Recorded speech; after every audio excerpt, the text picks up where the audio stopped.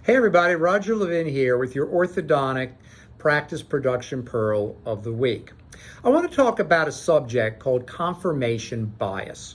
And I was writing an article, I hope you find this interesting, I was writing an article on how to make better decisions. And it was written for our database that gets our pearl, as you do. And I wrote about confirmation bias. And my first statement was, we all have confirmation bias. No matter what the decision is, we start with a bias that we have to overcome if we're going to make the best decision.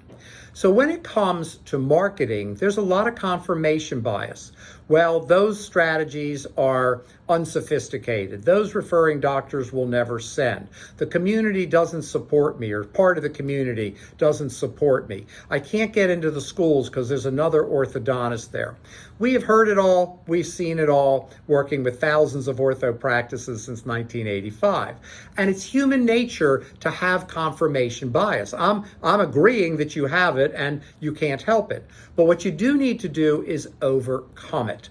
And the way you overcome it is by having conversations with objective people that hold you to the decision making based on facts. How do you know that that part of the community will not come to your practice or pay your fees? Could you have a different set of financial options? How do you know those referring doctors will never refer to you? Have you had a comprehensive relationship building program?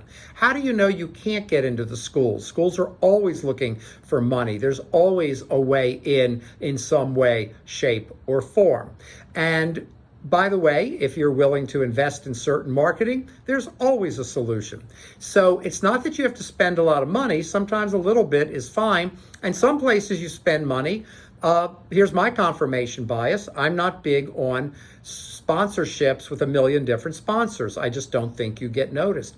So we recently shifted $15,000 in sponsorships for an orthodontist to the same $15,000 going into places where they're the only one. They became the PTA sponsor, for example, of all meetings.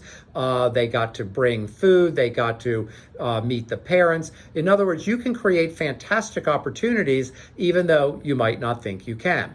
So be careful in the future as you go forward. Don't let your confirmation bias hold you back, because there's lots of confirmation bias that's wrong.